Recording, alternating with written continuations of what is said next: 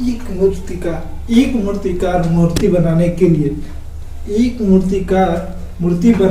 लिए जंगल में गया। एक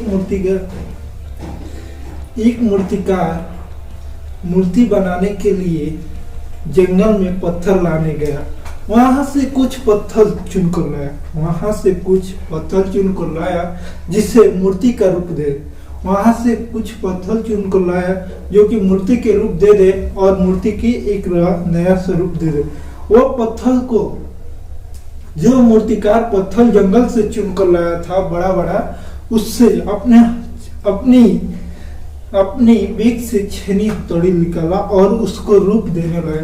एक पत्थर को जैसे छेनी हथौड़ी की मार पड़ी तो वह पत्थर टूटकर बिखरने के बाद वो छेनी हथौड़ी के मार नहीं सह पाया और वह दूसरा पत्थर भी उठाया और उसको भी मूर्ति बनाने का रूप देने लगा।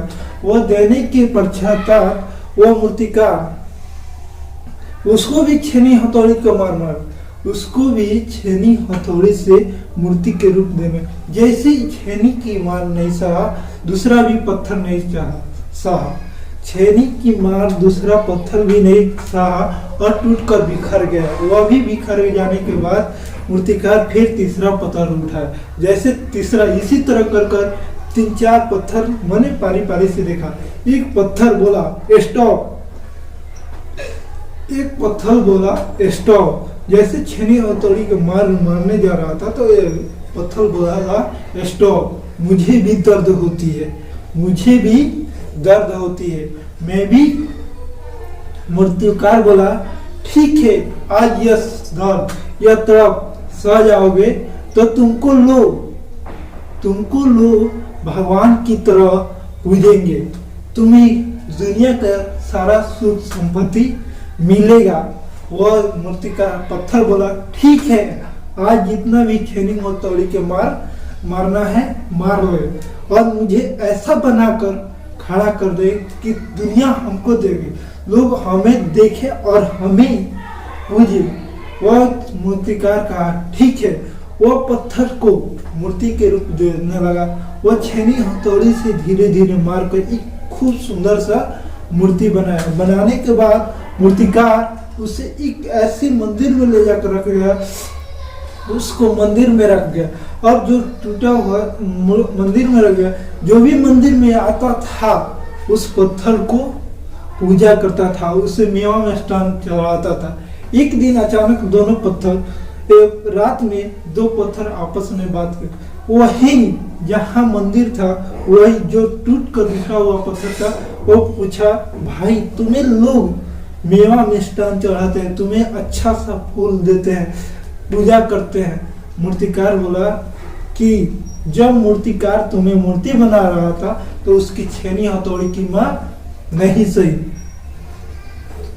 आज तुम जमीन पर हो, आज मैं यहाँ पर हूँ। तुम पर लोग चढ़ कर मुझे पूजा करने, हमें मेवा मिष्ठान चढ़ाने आते हैं और जो जमीन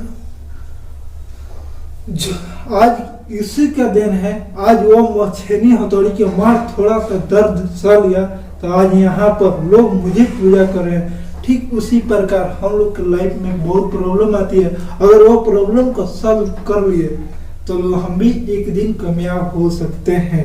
जिस तरह मूर्तिकार और मूर्ति पत्थर वो छेनी हथौड़ी की मार सह लिया, आज ठीक उसी प्रकार लोग उससे पूजा कर रहे हैं।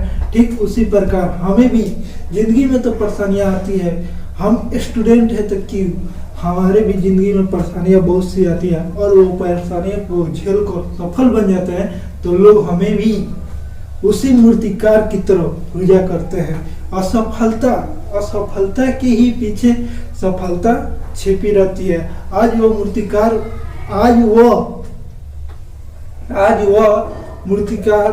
मूर्ति पत्थर व छेनी हथौड़ी के मार नहीं सकता तो आज उसको कोई नहीं जानता, क्योंकि उसके भी जीवन में बहुत दर्द है। जो छेनी हथौड़ी के मार नहीं सकता वो जमीन पर टूट कर बिखरा हुआ था, लोग उससे कुछ भी नहीं रहे, उसी के ऊपर चढ़कर वो मूर्ति को पूजा करने आते थे। मूर्तिकार तो एक ऐसा है कि केवल रूप दे सकता है, वो उतना ऊंचाई पर पहुंचा सकता है कि लोग आपको जाने। ठीक उसी प्रकार असफलता तो आती है, असफलता के झेल लेने के बाद सफलता जो आती है ना, उसे सब कोई दुनिया में जानता है। इसीलिए मूर्तिकार हमें